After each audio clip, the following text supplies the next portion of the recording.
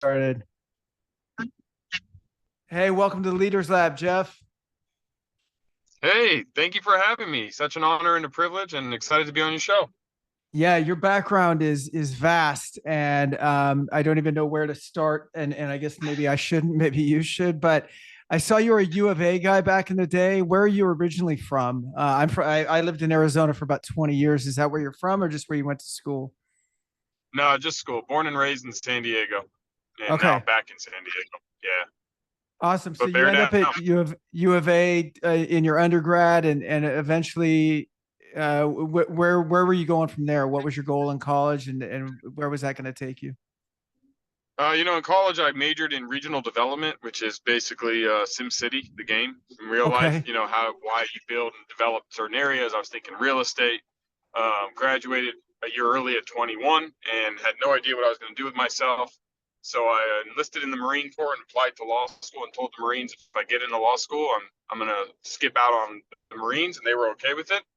So I had my enlistment date. I was going to be a special police. That was my job in the Marines, and I got accepted to law school. So ultimately, didn't end up in the Marine Corps and went to law school. And went to law school to be a sports agent.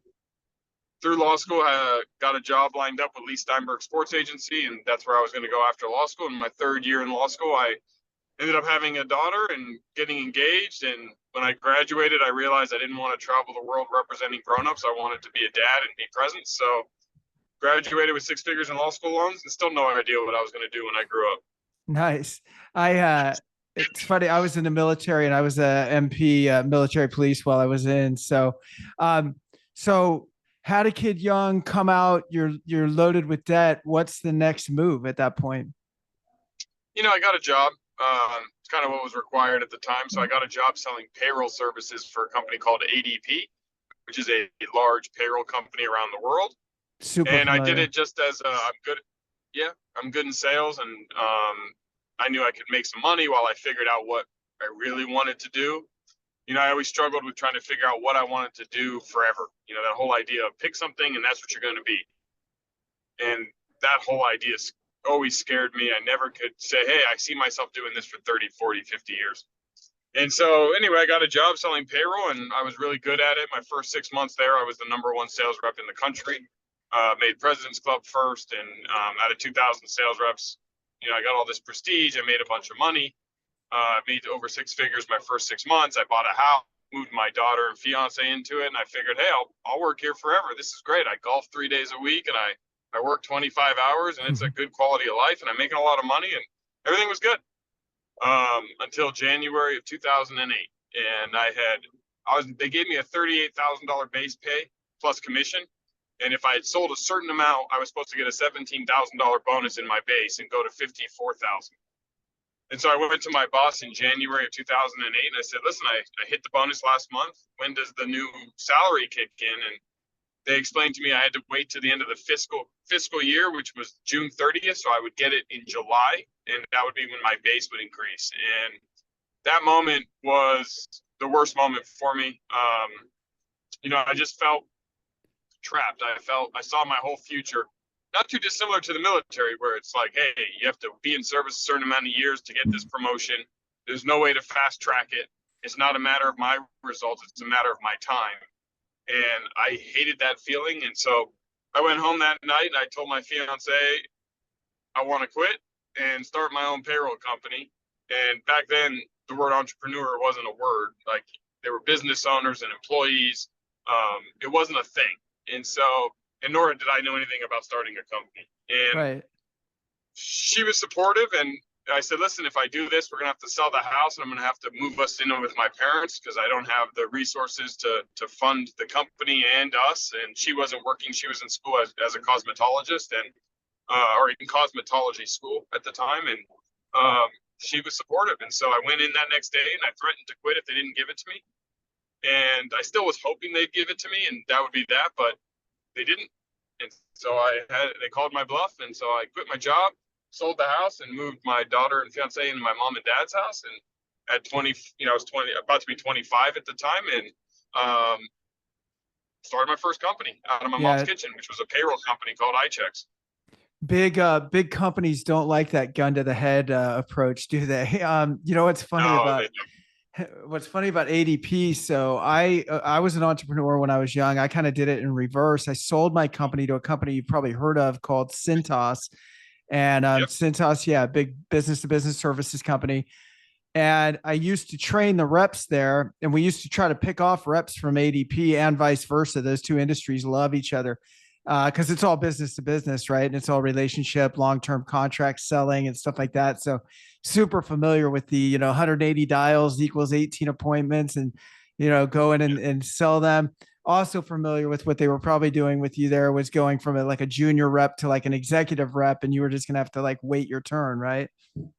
That's right. That's right. Yeah. And they are. I mean, they're a phenomenal sales organization. They're really good at teaching and training solution based selling, Yeah. walking through that long term relationship sale process. 55 and 2 was our model. 50 calls a week, 5 appointments, 2 closes Yeah. is really easy math. So yeah, no, it's a great breeding ground for sales reps and for understanding the sales process. I think it's probably helped you later in your career too, like you said, just understanding the sales process. But you decide you're done with that. But that part I understand. The bolder move is I'm going to go into business for myself and it's going to be payroll. So you look at ADP. I don't even know how many employees ADP has, but I'm guessing, I don't know, 40, 50,000, right? At least they've got technology, they're multi-billion dollar market cap, and you're 24 and you're like, I guess I'll just do what they're doing. How does that Well, happen? it was naive. It was me being naive, but it played in my favor, which was Yeah. I had just sold. I was the number one sales rep selling this product, so I knew I could sell it. I Right. knew I could sell it better than everyone else, and I could go get customers. And not knowing a thing about entrepreneurship or running my own business, and not having the resources that are available today to fully understand what I was walking into, that ignorance and not naivete actually allowed me the confidence to go do it, not realizing I had to actually run a business on the back end and what was required. I had no idea. So Well, I'm I thought, oh, figuring, great. Selling is the hardest part. Once I do that, I mean, how hard can running payroll be? It's just math, it's an Excel sheet. yeah. Like, shouldn't be that hard. Yeah, I figure you seem to be the kind of guy that's just like, if we get the sale, we can figure out how to build the product kind of, as we go along, right? As long as the revenue's coming in there. And how long did you have that company and how did you scale into building the product? Yeah, so iCheck started with the idea of me just going and selling exactly what I was doing at ADP. Small business owners, 50 employees or less, basic payroll and basic HR. And through the course of doing that in '08 and '09, ended up raising private equity capital and moving upstream and started taking on bigger customers that had higher needs. And this was the timing of this was the HR departments around the country weren't digitized yet. And so you had multiple databases, a lot of paper applications and paper filing cabinets and the things in cartoons and TV shows that now you look at like it was so many years ago. Right. But fortunately, my timing was good, and so I recognized the need for digitization of the HR department. So we changed our name to Canopy HR, and we invested a lot of money in building out an HRIS platform, which is a human resource information system, a digital version of that HR filing cabinet. Everything from the application on an app or a website, all the way through termination or retirement, benefits, moving employee self-service portals, payroll, all of your HR components, and understanding that entire human life cycle inside of an organization. We moved and positioned ourselves as that, and then started taking big clients, 3-day blinds, Easy Lube, Panda Express, some big accounts around the country. Moved upstream, and by the end, we had thousands of clients, and sold to a company in Florida in 2011 called Mangrove, and it was great. It was a great learning experience for me about business and entrepreneurship and running my own thing. Of course, my timing was impeccable of January of '08, right before the Great Recession. Yeah. So that was always a fun time to start a company, But you and didn't seem it like, worked in my favor. oh, I'm sorry, Jeff. Sorry, tiny delay here, but the thing that I'm trying to understand is like, so as a young guy, where did all of your confidence come from? Because first of all, I know a lot of young guys that are falsely confident. Like they'll talk about going out and getting private equity money, or they'll talk about doing this or that. But you were the number one sales rep in a very large, well-respected sales organization. You blew that up, and probably for the right reasons for you, right? Like it wasn't going to sit with you long term. You weren't going to wait in line to decide when someone else is going to tell you when you're going to be successful. But then you're like, okay, now I'll start a business that I don't know much about the technology, but I can sell it. So, okay, I kind of buy that. But then you're like, I'll sell private equity now, which I've never even sold private equity in my life. And I've owned several businesses. So, what, where did that come from? I mean, is that your parents? Is it your upbringing? Is it, were you the underdog? Like, No, what is it? I'm trying to figure out where it comes from. fair. No, my dad was a doctor, my mom was a teacher, and my parents were very clear for me. You could be anything you want as a lawyer. Go pick. And so Right. my sister's a judge and a lawyer, so it was always never in my upbringing, entrepreneurship, business ownership. That was just never a thing. It was go get a job, get benefits, and work. But my accountant, Larry Delson, at the time, I went to him and I said, look, we recognize the need. We need to, if we want to grow this thing, we need capital. I can't build this HR technology on my own. I don't have the resources. And he said, we need to raise some money.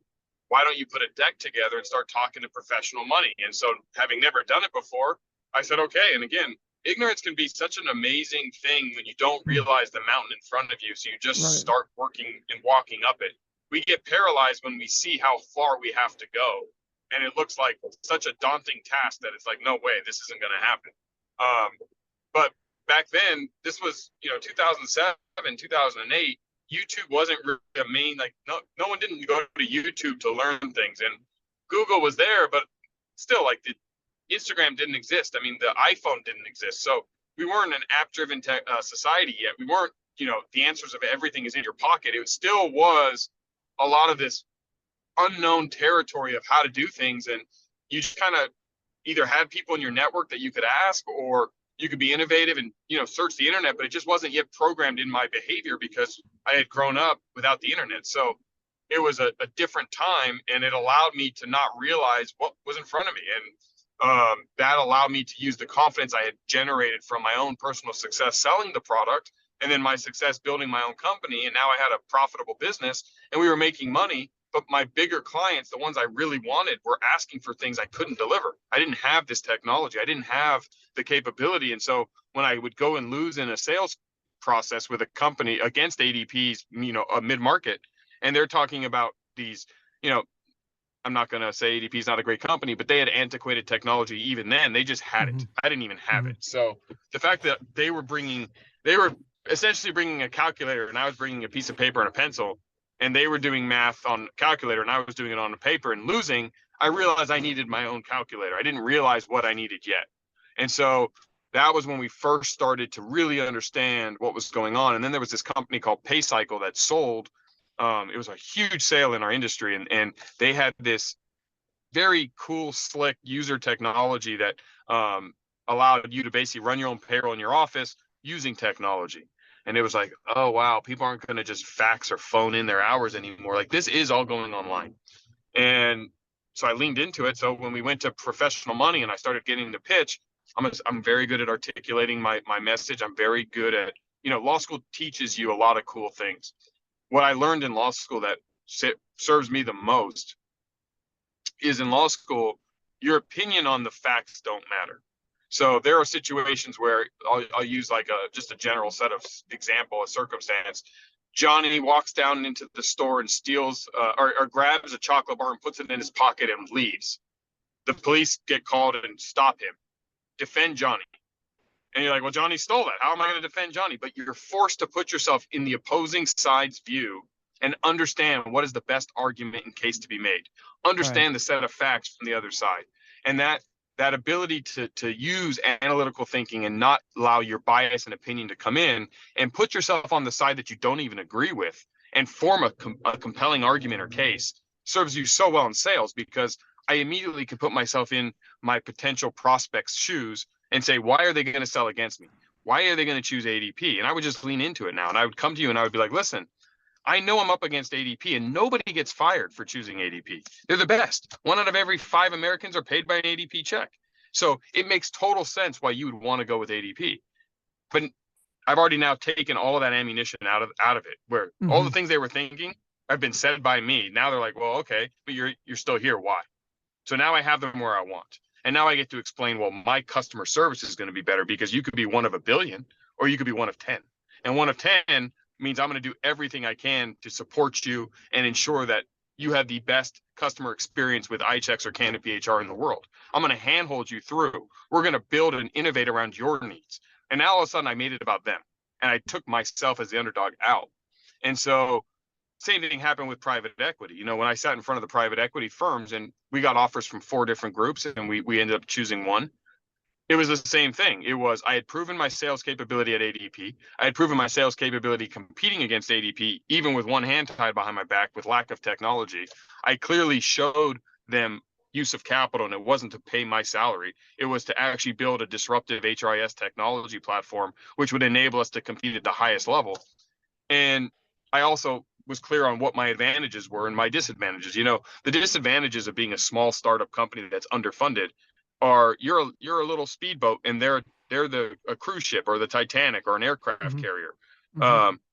Yeah, they'll run me over if I get in their way. So my biggest advantage is speed and agility.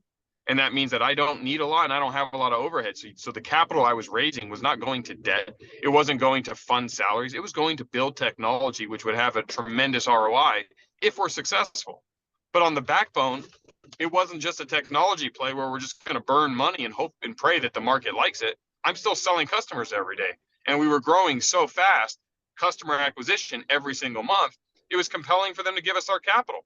And so Mm-hmm. they did, and we funded it, and we changed the name to Canopy HR because thinking of a canopy, you know, everything you cherish, you put underneath a canopy, and the HR department and the human capital of a company is their most cherished, prized asset. So we changed the name to Canopy HR. We had a very cool message. We raised private equity from Innovate Partners, and then eventually a second round from Claritas Capital, and it allowed us to scale and grow. And my confidence just came from doing. You know, that's the Yeah. easiest way to get confidence is to do stuff. I So think also, Jeff, that mindset or skill set that you developed, and I think part of it's probably natural and part of it's, through life school or law school and life experience. But the whole idea that you were talking about just looking at the other side and kind of anticipating their questions and looking at it from, their point of view, it sounds like to me that's not only helped you be great at sales and looking at companies and stuff like that, but I think it's a good way to be as a human being because it's being self-actualized. Like it's being clear about your weaknesses and your strengths, right? And not hiding behind either one of them. Like you seem to be like, hey, here's what I'm good at. I know that I'm good at it. I'm not going to apologize for it. At the same time, I've never done this before. I can't stake a claim in that. And so there's no bullshit. There's no, if we pretend that we're good at something, we're never really going to probably get good at it, right? Because we're not going to be in student mode if we have to fake it. So yeah, I love yeah, that I don't like approach. fake it till you make it. I don't No. like fake it till you make it. I like college, same, which is my ultimately I super is I make friends with everybody. I will do a little plug because I just launched my book and it hit bestseller and it's on building relationship capital. It's called Relationship Bank Account. So anyone can get Nice. it on Amazon or if you want something for free on that topic, you can text Jeff to 33777. I have to do that. Sorry, guys. No, it's all It's good. kind of this new thing my team is making me do. So, but in that same vein, it shows empathy. It allows you to be empathetic. It allows you to understand humans. Like if I do something wrong and someone's mad at me and I walk up to them and I'm defensive and I'm elusive and I'm trying to use justification or blame something else or be whatever, it doesn't make them feel better about me. It makes me try to make myself feel better. But if I walk Right. up to someone who's mad at me and I go, I am so sorry you were mad at me. I really messed up and I'm Right. really, really sorry about it. Immediately, they're going to feel bad to be mad at me anymore. Yeah. They're going to want to forgive. Well, that's a forgiveness side, but it's true in sales. It's true in business. It's true when someone doubts you. It's just understanding their side of the coin and putting yourself there and not just hearing about it and thinking about it, but delivering an emotional connection to it. If Totally. someone says, "Hey, you're this small little startup company, you're underfunded," and I expose all of my weaknesses myself, I don't wait for them to give me an objection. I actually articulate their objections for them, and then I answer the bell openly. There's no confusion. I'm not hiding behind it. They're not Right. worrying. They now trust me. There's a Right. trust element. And I can end with the best line ever. And that's how I sold. I used to give them my whole spiel and then I would say, but listen, at the end of the day, here's 2 guarantees. No one's going to work harder for you And number two, if we don't deliver the service and the quality of service that you need, I will personally hand walk you back to ADP. I used to work there. I know a bunch of sales reps, and I will onboard you myself to make sure that you are never, ever exposed by taking a chance on my company. Your ADP Nice. is not going anywhere, and they will be there for you in the end, no matter what. So why not try with me first? Because maybe I will provide better service. And you know what? 6 out of 10 says yes. I love that. And I that was my love that. close ratio. No, that's so cool. And so what happens that you own that company for a few years? What made you decide to move on to something else? Well, so as I kind of mentioned at the beginning, I don't like doing the same thing forever. Right. I jumped around in interests and hobbies and everything, and I now coin it as entrepreneurial ADD. But back then, it was just I got bored, and I realized my skill set. And this was another bit of humble pie I had to eat, which is the company outgrew my capability. We got to a point where I was no longer the best person to lead the charge every day. Could I have been our sales rep? Yeah, I could have just downshifted myself, been head of VP of sales or something, hired a CEO and a president, and we could have kept growing.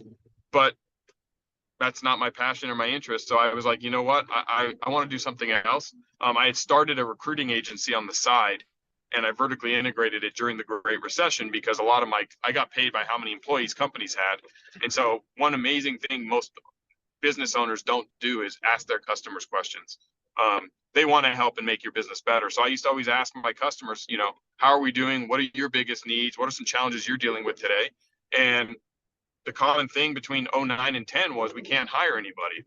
The unemployment pool is so high, and it's very hard to decipher who's good and who's not. And good people aren't leaving jobs right now. They're very scared.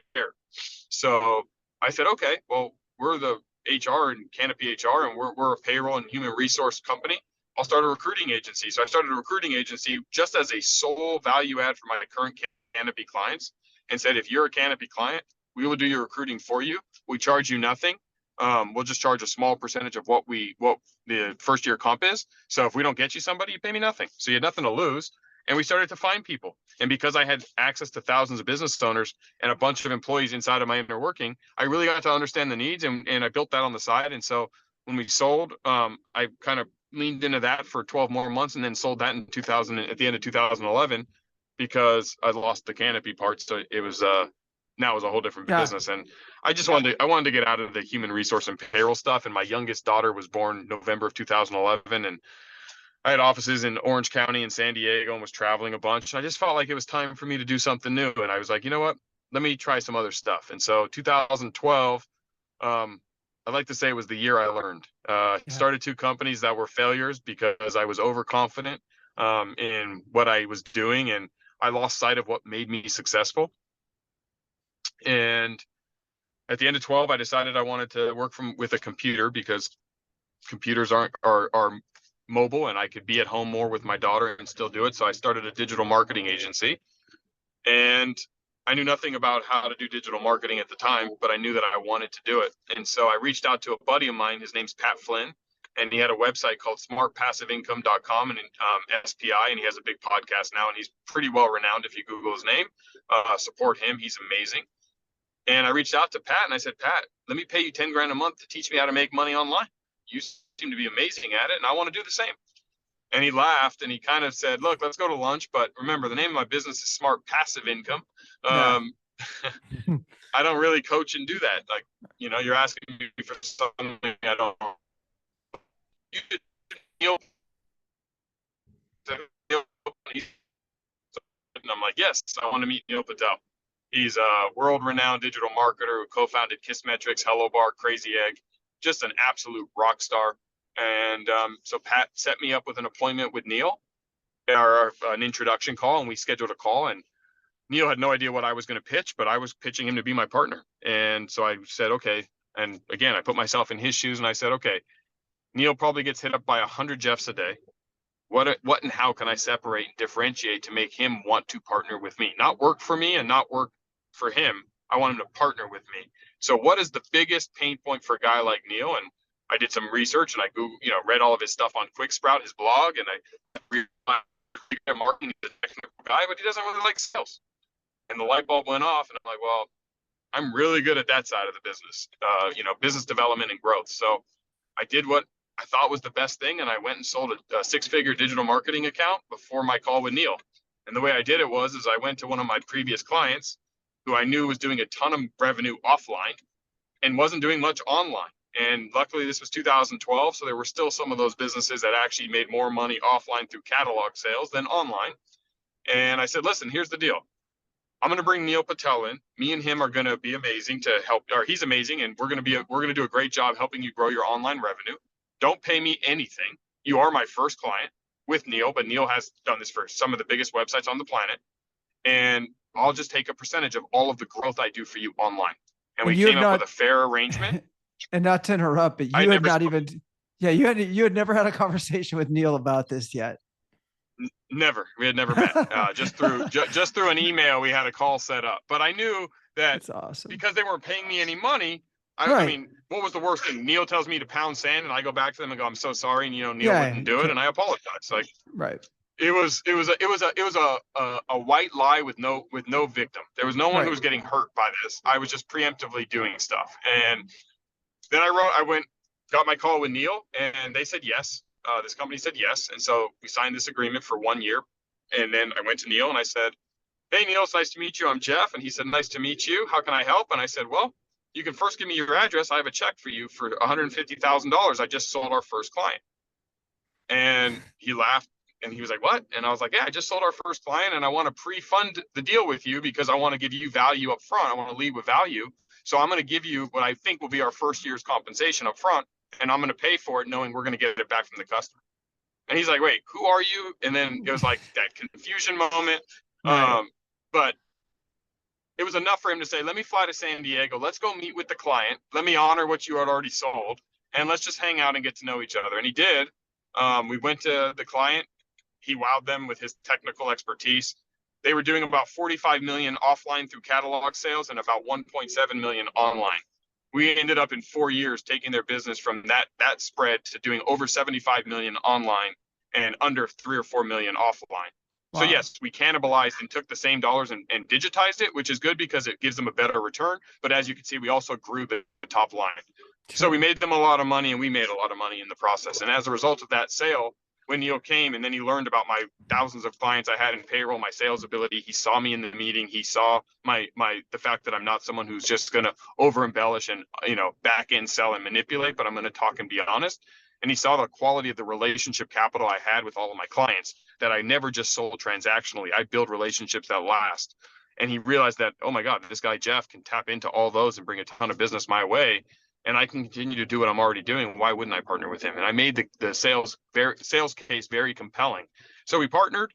I got to leverage and use a concept called the bug light concept, which is I got to use Neil's fame and notoriety and expertise, and I could attack everything around that and use that as the lead in to go get big clients. And we worked with some of the biggest websites on the planet, made a ton of money, had a lot of fun, built a great friendship. And in 2015, the internet became much more prevalent. The amount of companies that were doing more business offline than online was much smaller. The amount of experts in digital marketing grew, and they were a lot bigger than you and I. And Instagram was blowing up, and obviously PPC and how the human interacted with the websites was different. And it was just a changing landscape, and technology changed quick. And so I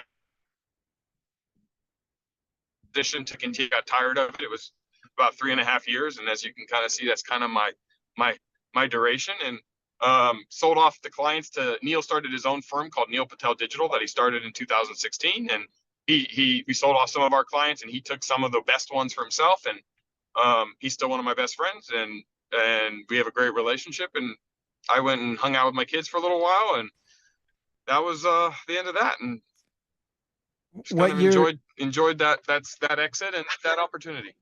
And now you've been in the Everbowl business for 6+ years, and all of the related companies that you've formed under it. So this is a long ride for you. This is the longest one of your, other than your relationship with your family, this is the longest one you've had, right? So, and I guess it's not singular focused, right? You've got I think a transportation company, a coffee company. You got a few things going on within that, but can you talk about that? Yeah, so I was done with digital marketing in 15. was driving my wife and kids crazy at home because I'm Sure. not very good just sitting at home. So my wife said, go do something you're passionate about. Like I didn't need to do it for money. So it was, what am I passionate about? So I started Everbowl because I'm actually passionate about health and wellness and helping everyone be the best version of themselves and solving the crisis in America of why we eat such bad food every day. And so I knew nothing about restaurants, but I started a restaurant called Everbowl, and I started it with the whole idea that I could make healthy food affordable, filling, delicious, and accessible. I identified those as the four excuses people make when they make a bad food choice. It's either it costs too much to eat healthy, it doesn't taste good, it doesn't get me full and satisfied, or I just can't get it and I'm in a hurry.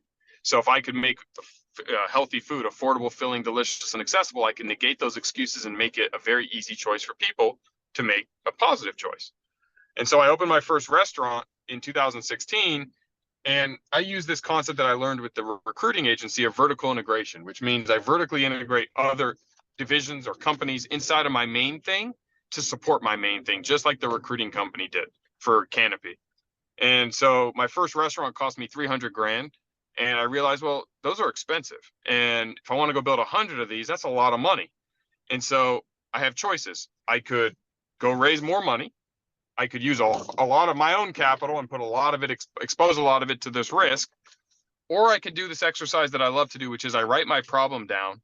And then instead of solving the problem, I start thinking about ways I can make that problem disappear.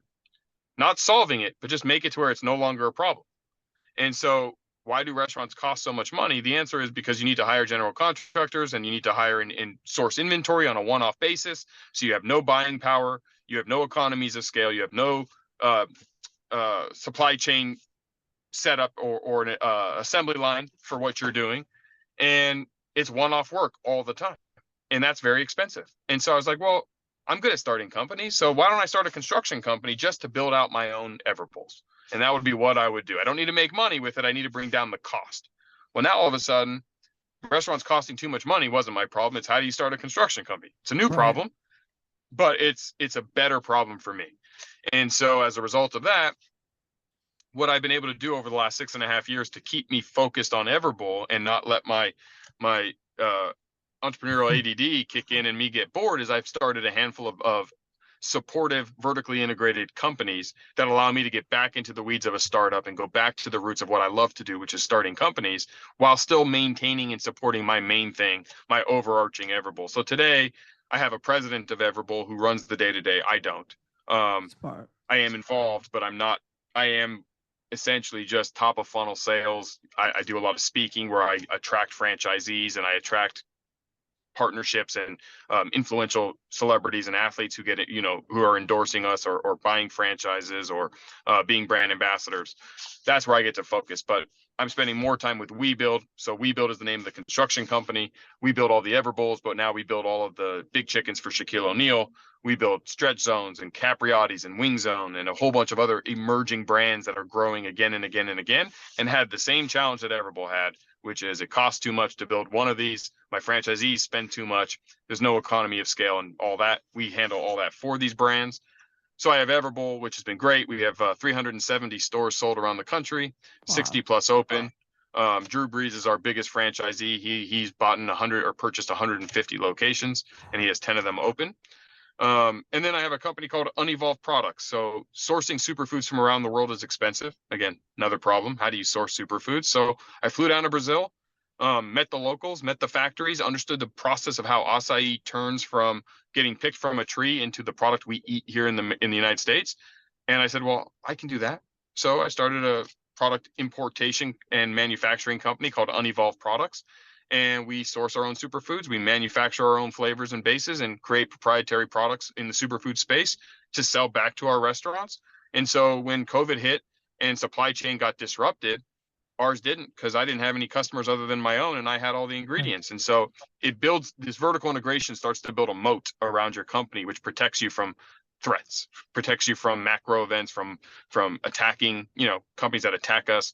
Yeah, And it's like so you own the supply chain to a certain extent. You own the construction, you own the build out. I mean, the only thing you don't control is the raw product, but you control the distribution of it, right? To a certain correct. degree. Cause it's like, look, the first person who's going to get your stuff would be your stores right before you have the ability to go sell it off to someone else. So that's really, really cool. Yeah, I'm Yeah. sure you've heard this before, and I'm sure just even on other podcasts, but I'm a trainer for Tony Robbins, and there's a test that we kind of talk to business owners about, and it's, what kind of business owner are you? And it's, are you an entrepreneur? Are you an artist? Or are you a leader? Going back to the ego part, the entrepreneur doesn't want to say I'm not a leader. That doesn't sound very good, right? It doesn't mean you can't be. It just means that's not where you're going to be happy, is leading the day-to-day operations, which is why you have a CEO now. It's been funny. My whole life, I would have considered myself an entrepreneur until I meet guys like you, because I really think I'm more of a leader. I think I'm somebody who likes to stay around and see people develop.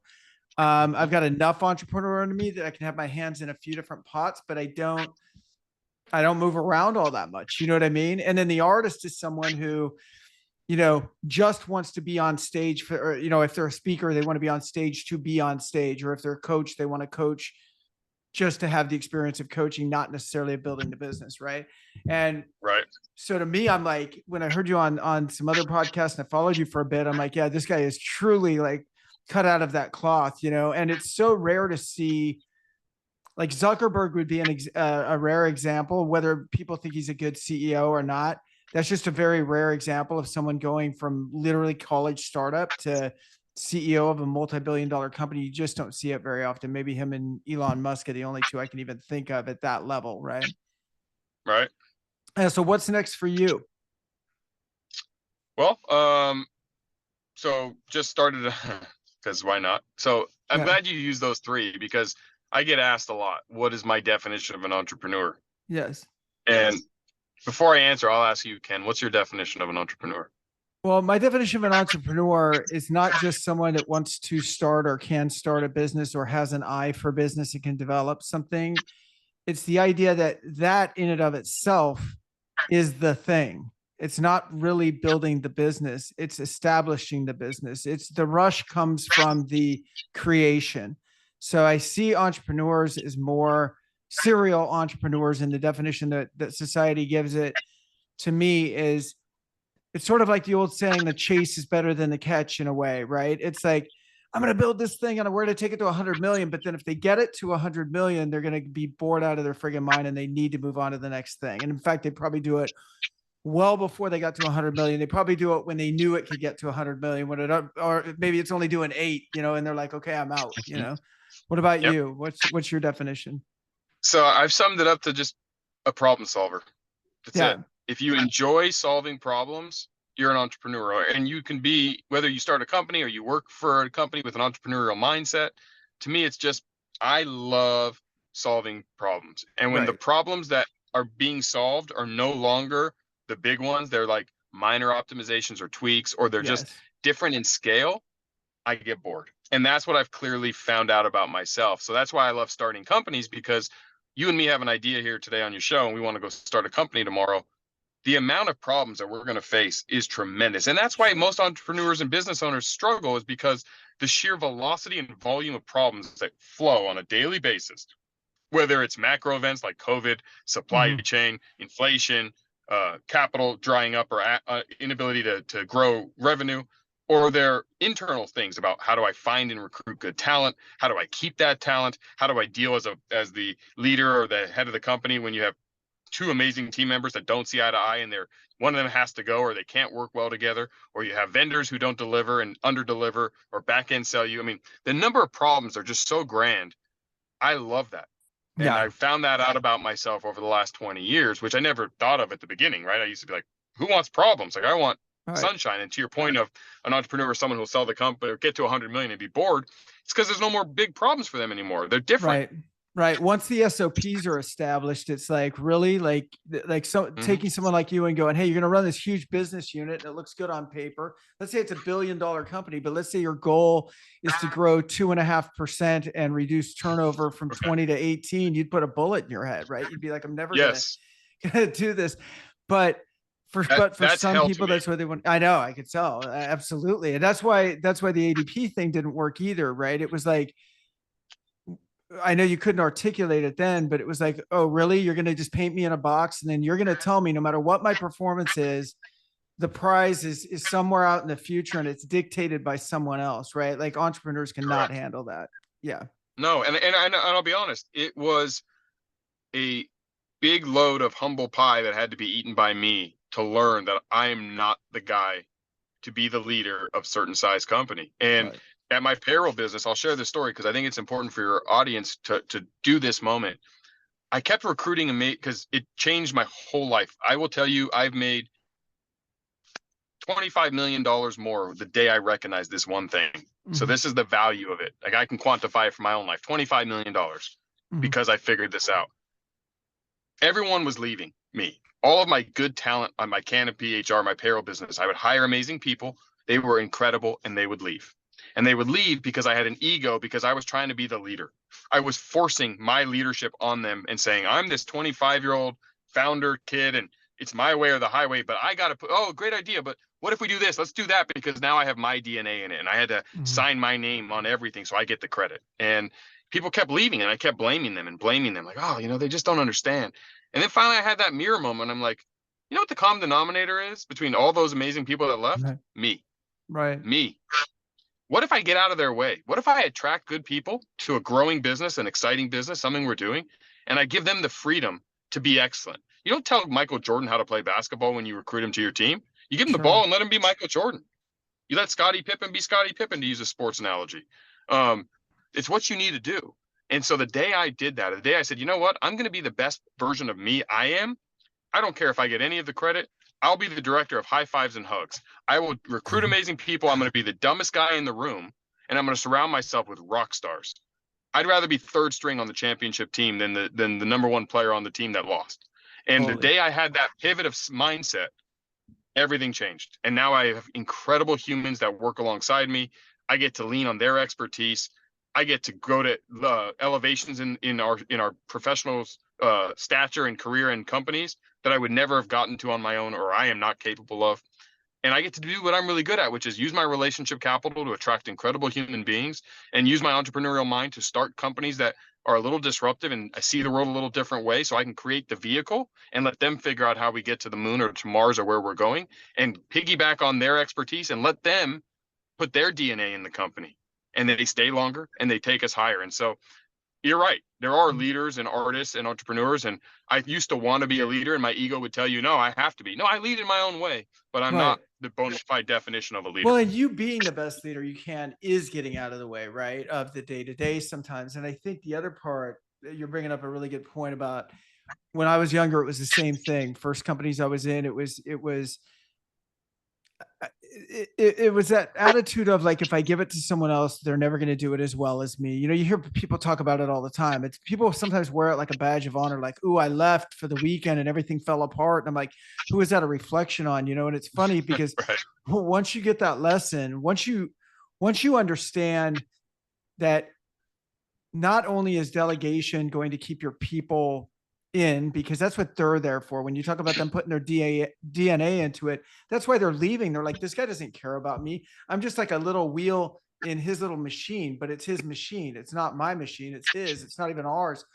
And then you start going, okay, it's ours. You can come in there. Then you start realizing, oh, holy shit, that worked. And my life's a lot easier. And then I just became like a serial delegator and I still am. Like everything that crosses my plate, I'm like, do I have to do this? Do I have to answer that call? Is that my email? I mean, what else can we filter out to the team because it's good for them and it's good for me. Absolutely. No, and that's if I can help anybody from who's hearing this make one change, spend that mirror moment and identify why you don't have those results yet Yeah, or why you don't have that team. And I hate to be so blunt about it, but I'd rather you make all the money in the world and be successful and me hurt your feelings. It's probably something you're doing. sure. And it was me. It was me. I had to come to the conclusion and realization I was the reason that we were not growing as fast and retaining the talent. And then it all changed. And so I love how you said that because I've never used the Tony Robbins model. I've never heard it. I actually have not been put through those three identifiers. And it's not fun to say, hey, I'm not a leader. I want to be a leader. Right. I Right. want to be an artist too. Right.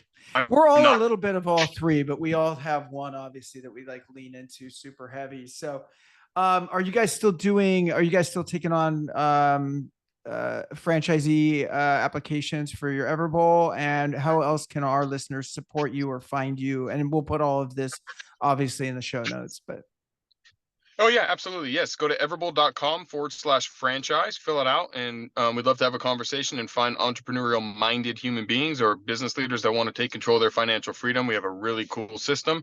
And you can join the likes of Drew Brees and myself and be part of our franchise community.